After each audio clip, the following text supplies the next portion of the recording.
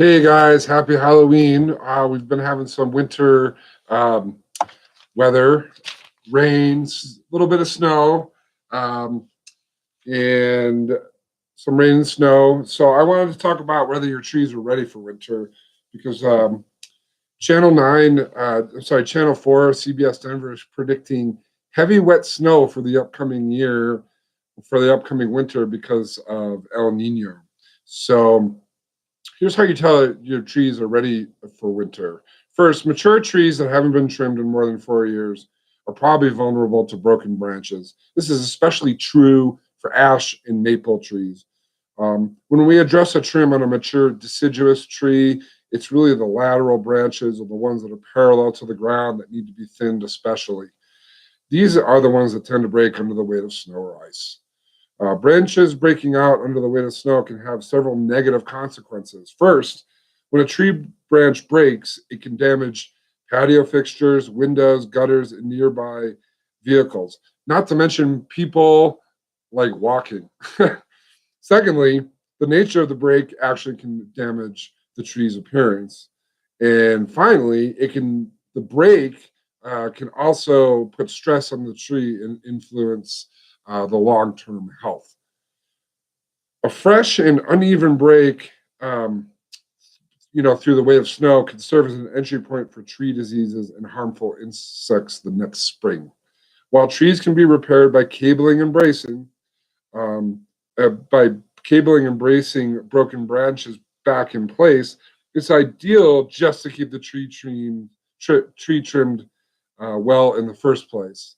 It's that whole ounce of prevention. Winter is actually the ideal time to prune most trees as they will be in dormancy and any loss of potential energy capture due to lost canopy is minimized since the tree is not growing during the winter. Of course, this is a little bit different for evergreens, but we'll get to that in a bit. Some species of trees should only be trimmed in winter, though, and this is for a very different reason. Uh, they are prone to certain airborne diseases which are not present while the tree is dormant, aka in winter. For the same reason that a snow broken branch can act as an entry point for disease and insects, trimming the following species of trees during the growing season can make it vulnerable to species specific diseases. Blight is the most common example, which is a disease of crabapple and other flowering ornamentals.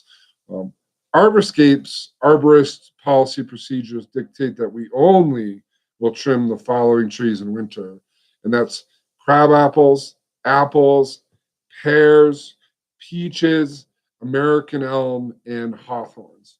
For a lot of different parts of the country, oak is another one that you want to wait until it's dormant, and that's to prevent the spread of oak wilt. Denver itself doesn't have many oak trees, so it doesn't come up. Um, all of the trees that I just mentioned, we schedule in January and February. Um, so what about the other ones like cottonwood, ash, maple, and other large deciduous trees? Um, we recommend trimming those now if they are overgrown and prone to winter breakage.